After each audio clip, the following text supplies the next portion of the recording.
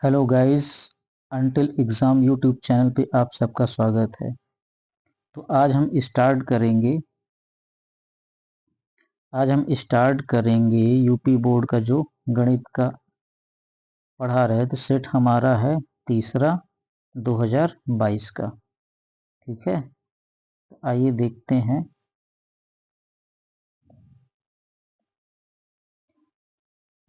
हैं कौन सी प्रॉब्लम है आज हमारे सामने। तो पहला प्रश्न है, किसी धनात्मक पूर्णांक q के प्रत्येक धनात्मक समपूर्णांक का रूप। ठीक है, q क्या है? एक धनात्मक पूर्णांक है। क्या है? धनात्मक पूर्णांक। ठीक, q एक धनात्मक पूर्णांक है। अब हमें ऐसे धनात्मक पूर्णांक ढूंढना है, q से बनाना है जो क्या हो? सम हो। तो अब q एक धनात्मक पूर्णांक है। अगर हम ले लेते हैं q की जगह 3, तो 3 से अगर 1 हम माइनस करेंगे 2 आएगा। ठीक है, ये बन रहा है।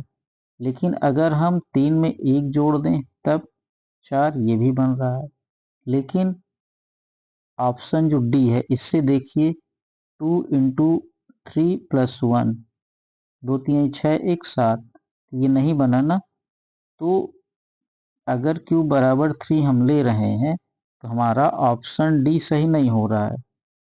अब q की जगह अगर हम 2 ले लें, ठीक है, तो देखिए q माइनस 1 मतलब 2 माइनस 1, q प्लस 1 मतलब 2 प्लस 1।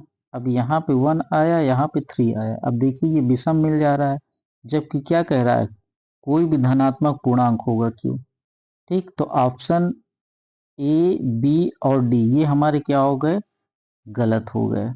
ठीक है, अब जो सी है, ठीक है, ऑप्शन सी। अब अगर हम q बराबर 3 लेते हैं तो 2q कितना हो जाएगा? 6 हो जाएगा। q बराबर अगर हम 2 लेते हैं तो tq बराबर कितना हो जाएगा? 2 दूनी 4। तो देखिए, मतलब किसी भी मान के लिए हमें क्या मिल रहा है? सम संख्या मिल रही है। तो हमारा ऑप्शन क्या हो जाएगा? सी करेक्ट हो जाएगा। ठीक, ऐसे इसको हम करेंगे।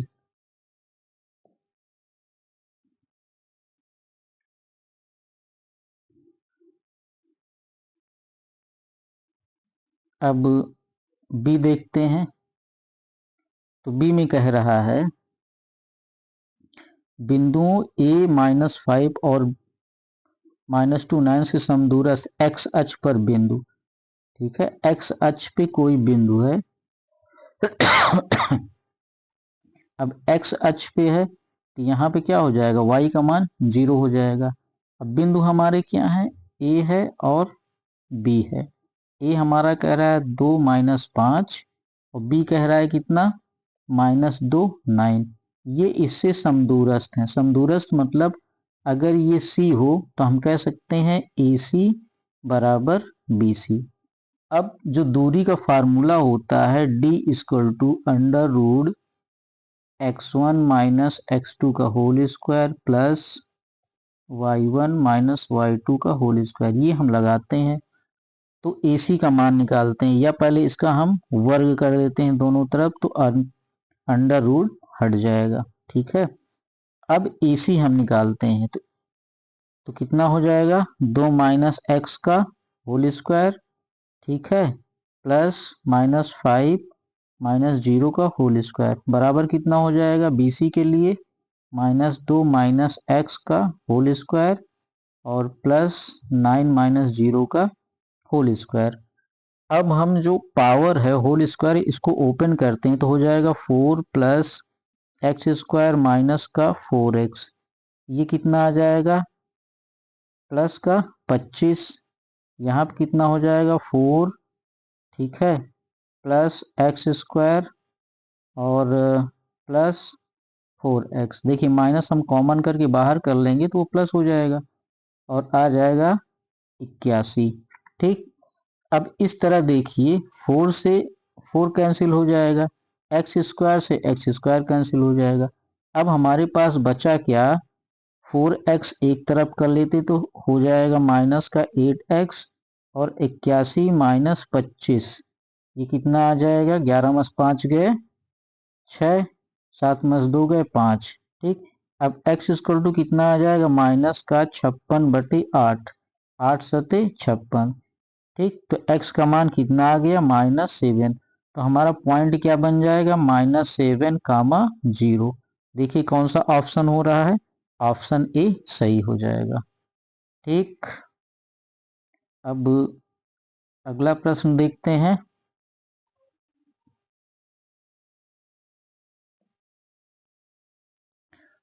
तो हमारा अगला प्रश्न है, दो समरूप त्रिभुजों से संगत भुजाएं 9 और 4 हैं। तो ये प्रॉब्लम हम पहले भी सेट में कर चुके हैं।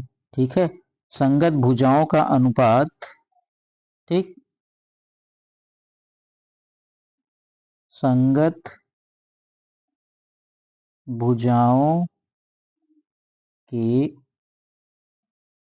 वर्गों का अनुपात बराबर कितना होता है, त्रिभुज के क्षेत्रफल में अनुपात। ठीक, अब पहले त्रिभुज का क्षेत्रफल अगर a1 हो, दूसरे का a2 है, तो संगत भुजाओं के वर्गों का अनुपात, संगत भुजाएं का अनुपात क्या है, 9/4। इसका स्क्वायर करना है तो कितना हो जाएगा, 81/4 चौक 16। तो ऑप्शन कौन सा हो जाएगा सही, सी हो जाएगा। ठीक है, अब क्वेश्चन नंबर डी कह रहा है, यदि cos स्क्वायर थीटा बराबर 1/2 दिया है, cos स्क्वायर थीटा बराबर 1/2, तो हमें निकालना है साइन स्क्वायर थीटा का मान। ठीक है, अब साइन स्क्वायर थीटा का मान निकालना है तो हम सर्वसमीका पढ़े हैं, cos square theta plus sine square theta बराबर 1। यहाँ से साइन स्क्वायर थीटा बराबर 1 माइनस का cos स्क्वायर थीटा, ये हो जाएगा 1 माइनस cos स्क्वायर थीटा का मान 1/2। इसको हम हल करें कितना आ जाएगा, 1/2। तो इस तरह जो साइन स्क्वायर थीटा है इसका मान कितना आ गया, 1/2। हमारा ऑप्शन डी सही हो जाएगा। ठीक है, अब आगे देखते हैं। तो अगला सवाल है,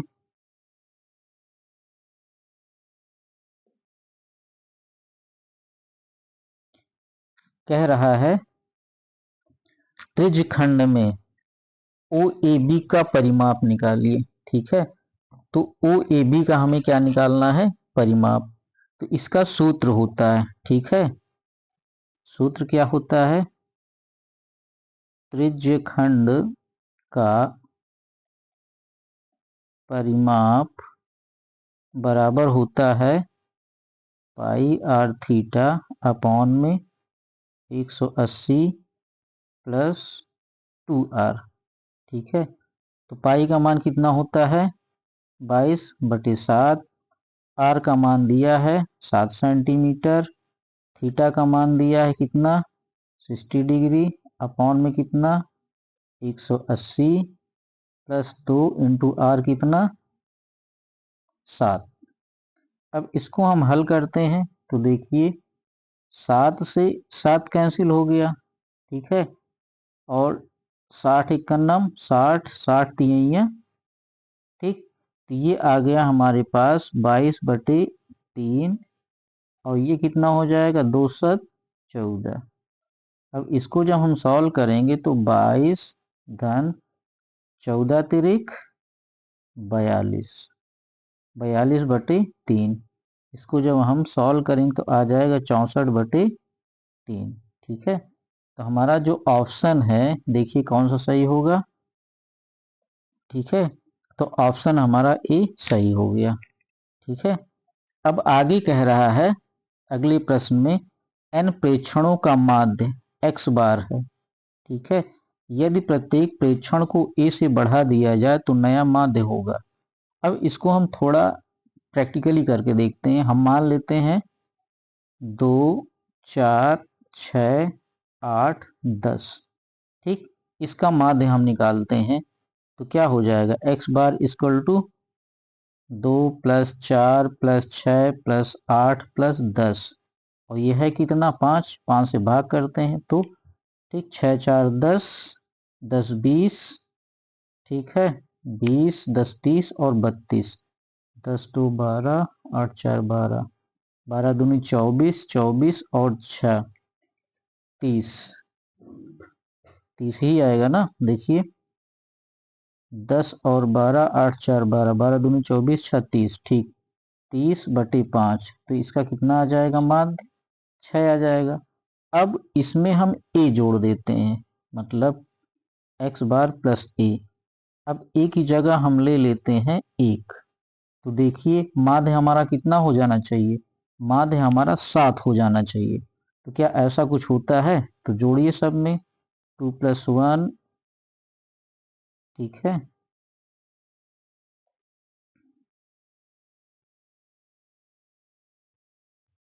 2 + 1 + 4 + 1 + 6 + 1 + 8 + 1 + 10 + 1, ठीक है। तो ये कितना हो जाएगा, 3 + 5 + 7 + 9 + 11, टोटल है कितने, 5 नंबर हैं।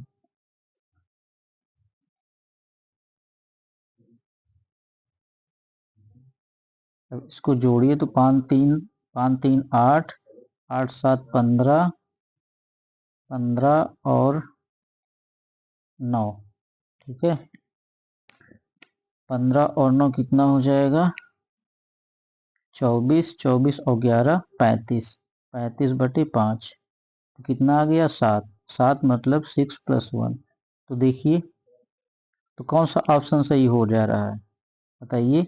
माध्य हमारा कितना बढ़ जाएगा, जितना हम जोड़ देंगे, तो x बार प्लस a सही हो जाएगा। देखिए पहले जब हमने ये नंबर लिया था तो माध्य कितना आ रहा था, माध्य हमारा 6 आ रहा था, लेकिन जब सब में हमने एक एक जोड़ दिया तो माध्य हमारा कितना, 1 बढ़ गया। यही हमें दिखाना था। तो कौन सा ऑप्शन सही हो जाएगा, ऑप्शन ए सही हो जाएगा।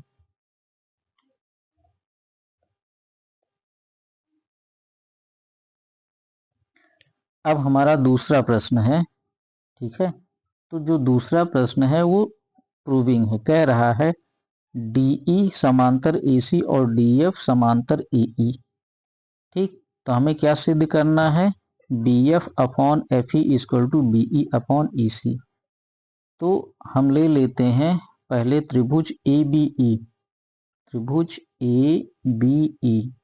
अब ABE को अगर हम थोड़ा अलग से लिख लें तो और समझ में आ जाएगा। देखिए ठीक, A B और E, इसमें जो एक रेखा है कौन सी है, DE है, DE, ठीक। तो DE समांतर किसके है, AC के, ठीक है। तो उससे हमें ज्यादा मतलब है नहीं, क्योंकि पहले हमने त्रिभुज ये लिया है। अब इसमें देखिए हम कह सकते हैं कि BD, ठीक, समरूपता के सिद्धांत से हम कह सकते हैं BD/में AD = क्या हो जाएगा, BE/में EF, ठीक। इसको समीकरण 1 डाल दीजिए। इसी तरह हम त्रिभुज ABC, इसमें देखें तो देखिए ये क्या बनेगा, ऐसे त्रिभुज A B और C, इसमें जो लाइन है वो क्या हो जाएगी, DE, ठीक। यहाँ पे F रहेगा,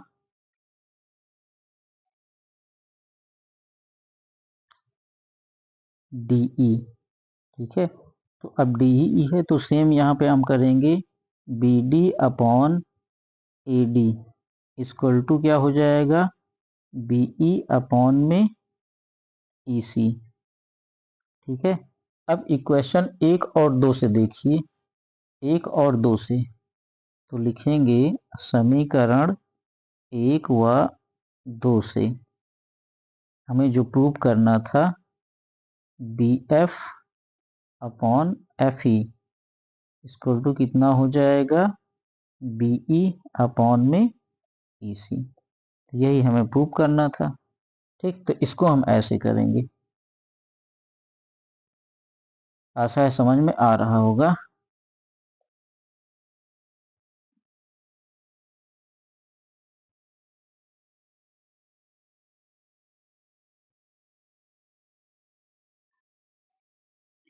तो हमारा अगला प्रश्न है, ठीक है, कह रहा है यदि साइन A माइनस बी,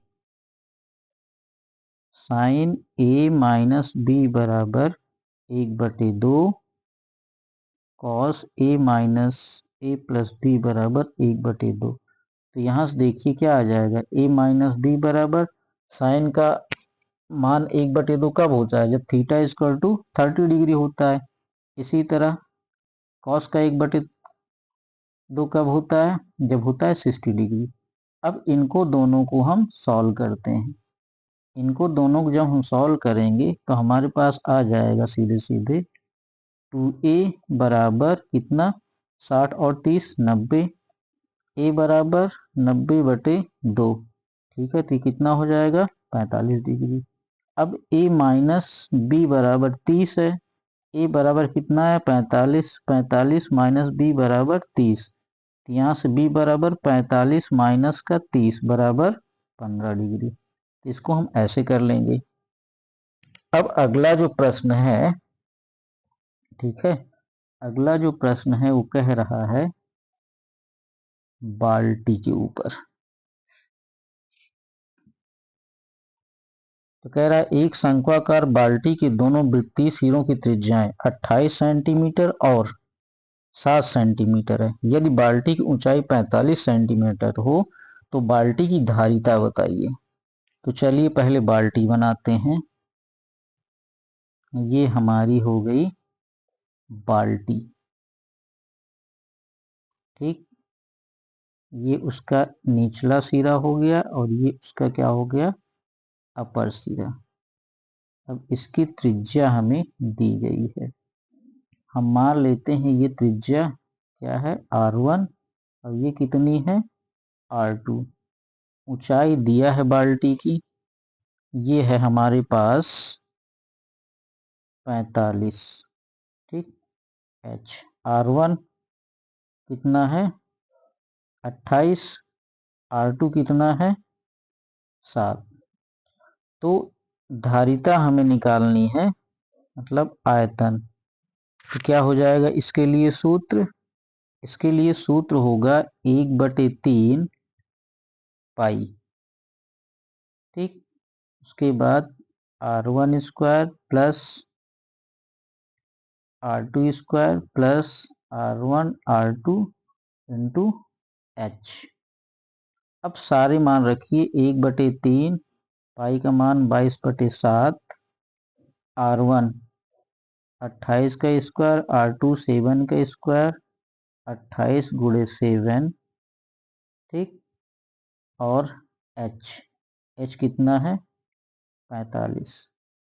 तो यहाँ से देखिए 28 7 और 28 में 7 शामिल है, तो 7 को हम बाहर कर लेते हैं, 22/7 गुणे 7, और 45 को भी यहाँ पे हम 7 में कर लेते हैं। हमारे पास बचा क्या 28 प्लस 7 प्लस कितना बचा 28।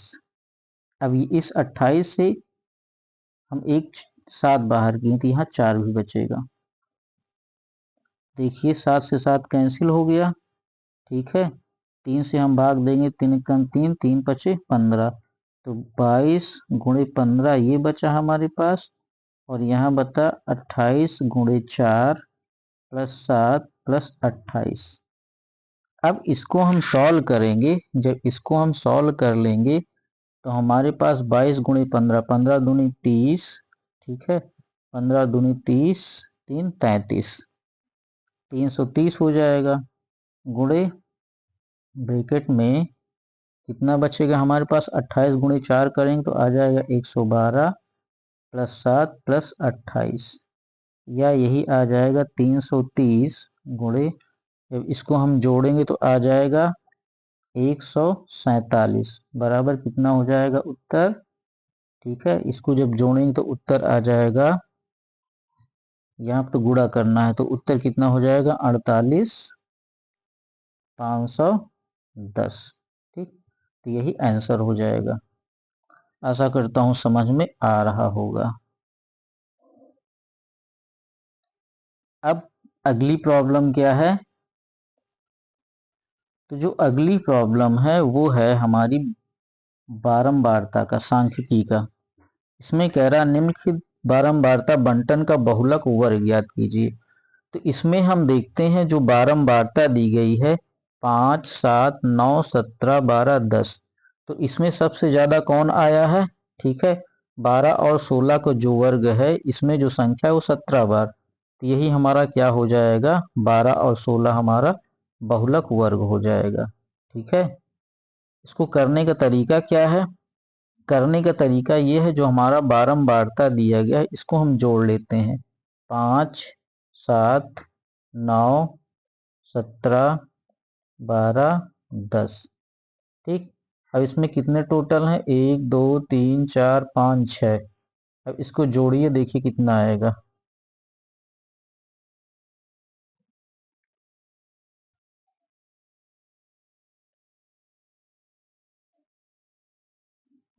तो इसको जब हम जोड़ेंगे तो कितना आ जाएगा? 60 आ जाएगा। अब 60 को हम भाग देते हैं, कितने नंबर हैं यहाँ पे? 1, 2, 3, 6 नंबर हैं। ठीक, 60 से जब भाग देंगे कितना आ जाएगा? 10। अब इस बारंबारता में देखिए 10 से बड़ी संख्या कौन सी है? ठीक है, 12 भी है, 17 भी है। तो हमें इस मेथड का यहाँ पे अप्लाई नहीं करना है, सीधे सीधे देखना है किस बारंबारता की आवृत्ति ज्यादा बार हुई है। ठीक है, तो यहाँ पे जो 17 है, 17 कई बार आया है, तो यहाँ पे जो बड़ी बारंबारता है 17 है, तो यही हो जाएगा हमारा बहुलक वर्ग।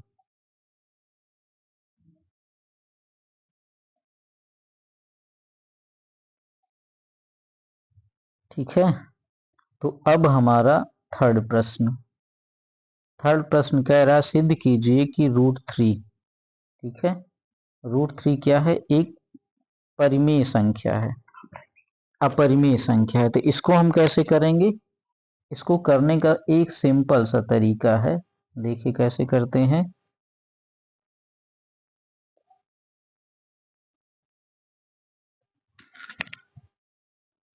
हम मानते हैं कि रूट एक विरोधाभास मानते हैं। ठीक है, तो कैसे करेंगे?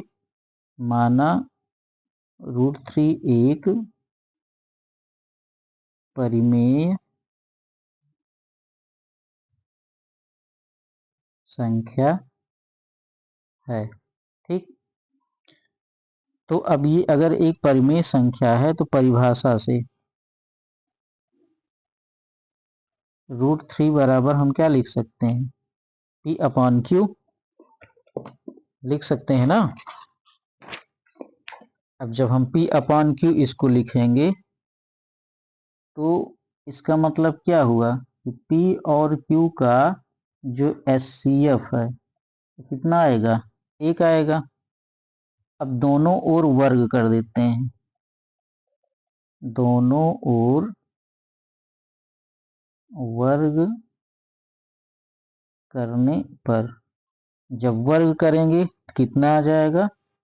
3 का √3 का वर्ग 3 होगा, बराबर P²/Q²। यहाँ से हम कह सकते हैं कि 3Q² बराबर P²। ठीक, इसका मतलब क्या हुआ?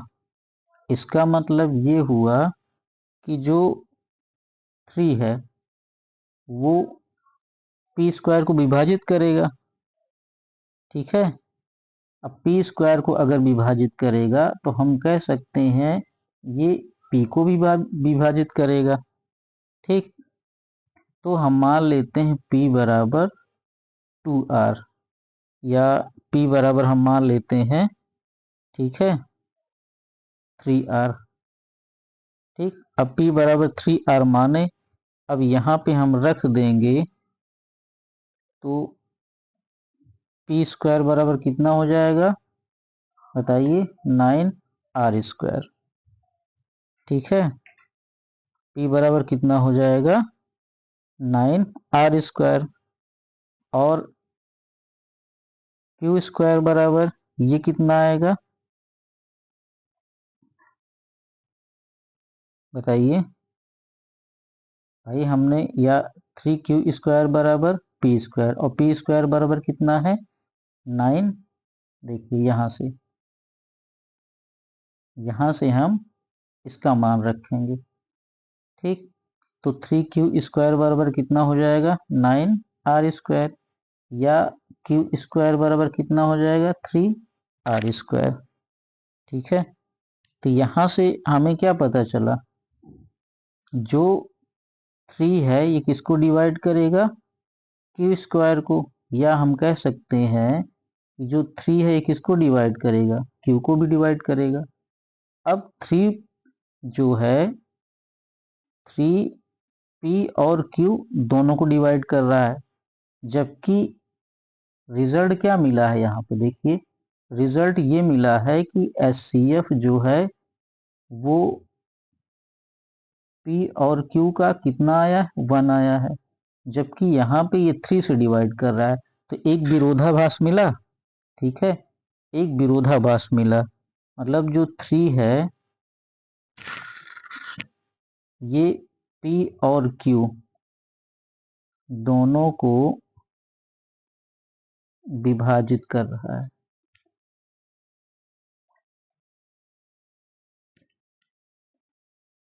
जो एक विरोधाभास है। विरोधाभास क्या है कि P/Q एक परिमेय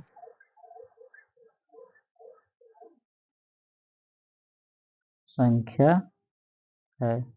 तो यहाँ से रिजल्ट क्या निकल के आया कि P/Q बराबर √3 एक अपरिमेय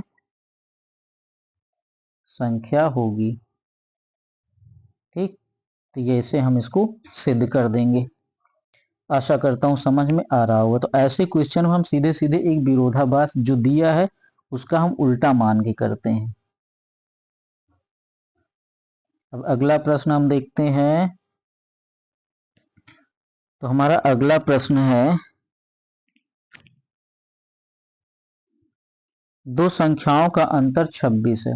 ठीक है, दो संख्याओं का अंतर 26 है और एक संख्या दूसरी संख्या की 3 गुनी है। तो संख्याएं बताइए। ठीक, तो संख्याएं बताइए। संख्याएं हमें बताना है। हम मान लेते हैं, माना एक संख्या x है, तब दूसरी संख्या बराबर क्या हो जाएगी x + 26। अब कह रहा है इसमें से जो एक संख्या है भाई ये छोटी है, इसमें जब 26 ऐड हो रहा है ये बड़ी हो जाएगी। जो दूसरी शर्त है कह रहा है x + 26 बराबर कितना है 3x के बराबर। अब इसको जब हम सॉल्व करेंगे तो देखिए 2x बराबर कितना आ जाएगा 26, x बराबर 26/2 बराबर 13। तो हमारी एक संख्या कितनी आ गई x बराबर 13। दूसरी संख्या, जो दूसरी संख्या आएगी 13 + 26 बराबर कितनी हो जाएगी 39। तो एक हमारा आंसर ये हो जाएगा, दूसरा ये हो जाएगा। ठीक है, आशा करता हूं समझ में आ रहा होगा। अब हम अगली प्रॉब्लम देखते हैं। तो हमारा तीसरे का C है। तीसरे का C जो दिया गया है कह रहा है वह अनुपात ज्ञात कीजिए जिसमें बिंदु P। ठीक, अब इसमें क्या दिया गया है ये जो p है -3 और p, इनको विभाजित करता है किसको, -5 -4 और b -2 और 3 को। तो विभाजित करता है तो पहले हम अनुपात निकाल लेते हैं। हम मानते हैं इसको विभाजित ये कर रहा है p m और n के अनुपात में। अब इंटरनल या एक्सटर्नल कह रहा है, मतलब आंतरिक या बाहरी, ये तो m और n का मान जब निकलेगा तभी पता चलेगा। तो p हमें निकालना है तो हम -3 के पैरेलल में करते हैं, ठीक है। तो क्या हो जाएगा, n गुणे -5 प्लस m गुणे -2 बटे m प्लस n। अब इसको जब हम सॉल्व करेंगे तो देखिए -3m -3n बराबर -5n -2m। अब m एक साइड n एक साइड हम करते हैं तो -m इक्वल टू ये इस साइड आएगा। जब इस साइड आएगा तो कितना आ जाएगा, -2n। तो यहाँ से m अपॉन n कितना आ जाए, 2/1, ठीक है।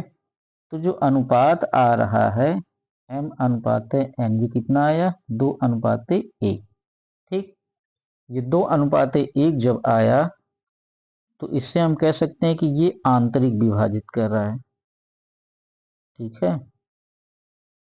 ये जो विभाजित कर रहा है आंतरिक।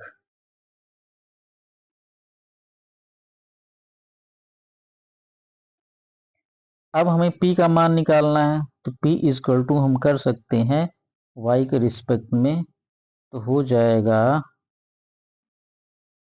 1 गुणे -4 प्लस 3 गुणे 2 बटे 2 प्लस 1। ये हो जाएगा -4, ये हो जाएगा 6 और ये कितना आ जाएगा, 3, ठीक। यहाँ से देखिए -4 और 3 दूनी 6, ये कितना आ जाएगा, 2/3।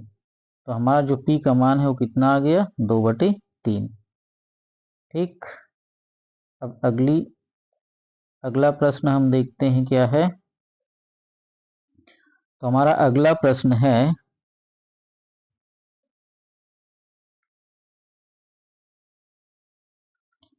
एक धातु के ठोस गोले की त्रिज्या 3 सेंटीमीटर है। इसमें 0.4 सेंटीमीटर व्यास का समान अनुप्रस्थ काट का तार खींचा जाता है। तार की लंबाई निकालिए। तो अब ठोस गोला है, गोले की त्रिज्या कितनी है, लिख लेंगे।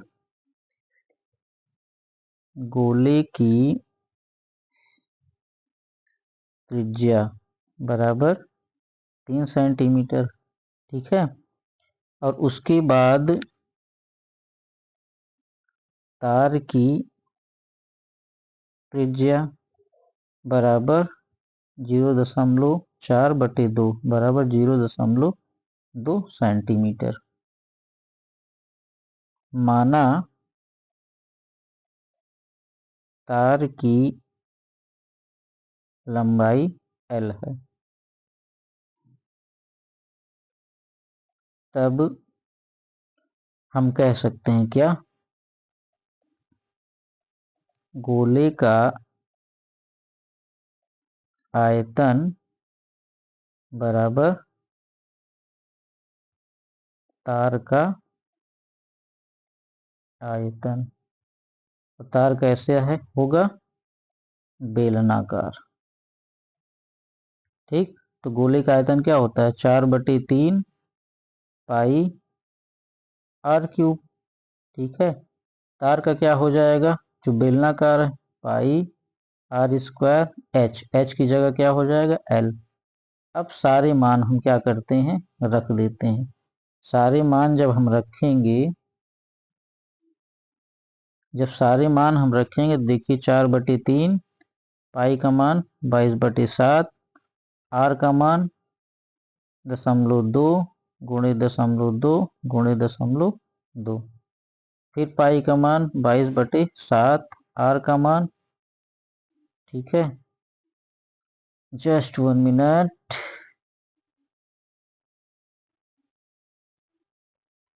यहाँ क्या रहेगा 3 गुणे 3 गुणे 3, ठीक है। और उसके बाद 22/7 आर का मान 0.2 का स्क्वायर, एल का मान हमें निकालना है। अब 22/7 से 22/7 कैंसिल हो जाएगा, ठीक है। 3 से 3 कैंसिल हो जाएगा, तो यहाँ क्या बचेगा 4 गुणे 3 गुणे 3, और एल का मान हमें निकालना है तो 0.2 अपॉन में आ जाएगा 0.2 गुणे 0.2 बराबर एल। अब देखिए दशमलव हटाएंगे तो यहाँ पे 100 आ जाएगा, ये 4 हो जाएगा, ये 4 हो जाएगा, तो सीधे सीधे 3 त्रिक का 9 गुणे 100 900, तो एल बराबर कितना आ जाएगा 900 सेंटीमीटर, ठीक। तो जो एल का मान होगा या तार की जो लंबाई होगी 900 सेंटीमीटर आ जाएगी। तो यहाँ पे क्या करना है, हमें केवल यही करना है, गोले का आयतन बराबर बेलनाकार तार का आयतन, तो इसी से हम करेंगे तो हमें आ जाएगा, ठीक है। आशा करता हूँ क्लास अच्छी लगी होगी। अगर अच्छी लगी हो तो इसको शेयर करिए, सब्सक्राइब करिए। आज के लिए इतना ही, बहुत बहुत धन्यवाद।